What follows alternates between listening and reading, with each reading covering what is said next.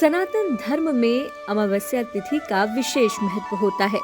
प्रत्येक माह के कृष्ण पक्ष की 15वीं तिथि को अमावस्या कहा जाता है। अमावस्या के दिन पूजा व दान करने से भक्तों को कई प्रकार के पापों से मुक्ति मिलती है।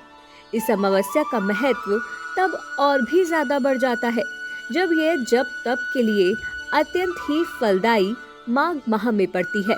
हिंदू धर्म में माघ मास में पड़ने वाली अमावस्या को मौनी अमावस्या या फिर माघी अमावस्या के नाम से जाना जाता है।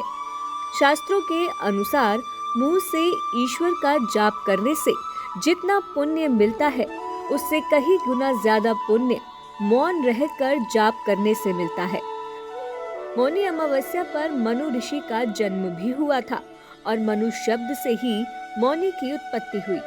इस वर्ष माघ माह के कृष्ण पक्ष की अमावस्या तिथि 21 जनवरी को सुबह 6:17 पर शुरू होगी और इसका समापन 22 जनवरी को सुबह 6:17 पर होगा। उदय तिथि के अनुसार मौनी अमावस्या 21 जनवरी को पड़ेगी। मान्यता है कि इस दिन मौन व्रत रखने से और पवित्र नदियों में स्नान करने से सारे पाप नष्ट हो जाते हैं। खास तौर पर मौनी अमावस्या पर प्रयागराज में त्रिवेणी संगम पर स्नान करने का विशेष महत्व है। साथ ही इस दिन दान देने से ग्रह दोष खत्म हो जाते हैं। इस दिन पितृ दोष और काल सर्प दोष से मुक्ति के उपाय करना भी बहुत लाभ देता है। सनातन परंपरा में अमावस्या के दिन पितरों के लिए पूजा करने का भी बहुत ज्यादा महत्व है। ऐसे में अमावस्या के दिन पितरों का आशीर्वाद पाने और उनकी मुक्ति के लिए विशेष रूप से पूजा तर्पण आदि करना चाहिए। साथ ही इस दिन भगवान शिव और भगवान विष्णु की पूजा की जाती है। आइए जानते हैं मौनी अमावस्या से जुड़ी कथा के बारे में। पौराणिक कथाओं के अनुसार कांचीपुरी में एक ब्राह्मण अपनी पत्नी धनवती, 7 बेटों और बेटी गुणवती के साथ रहा करता था।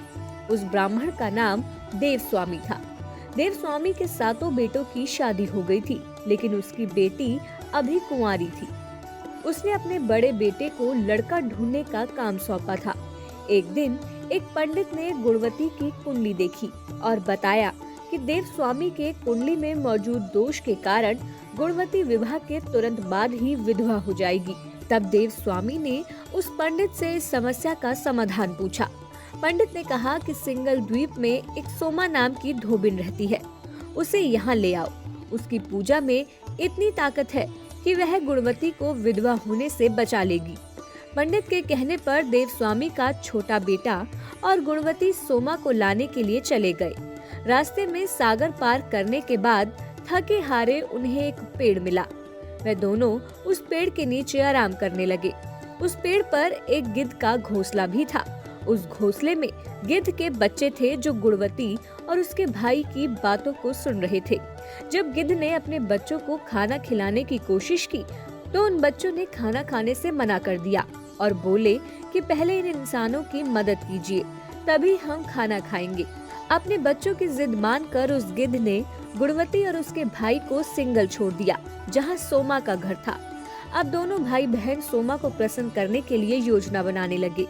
वे दोनों नित्य प्रातः उठकर सोमा का घर साफ करके लीप देते। इससे हैरान होकर एक दिन सोमा ने अपनी बहुओं से पूछा कि घर को कौन साफ करके लीपा पोती करता है।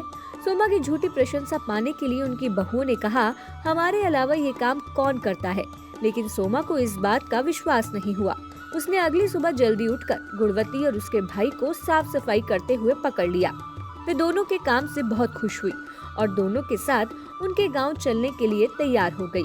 जाते समय सोमा ने अपनी बहुओं से बोला कि अगर किसी की मौत हो जाएगी तो उसके शरीर को जलाना नहीं है और जब तक वह नहीं आती तब तक इंतजार करना है।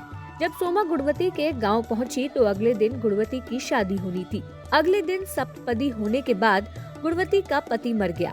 सोमा ने तुरंत भगवान विष्णु की पूजा करना शुरू कर दिया और पूजा करने के बाद पीपल के पेड़ की 108 बार परिक्रमा की। ये उपाय करते ही गुणवती का पति वापस जिंदा हो गया था।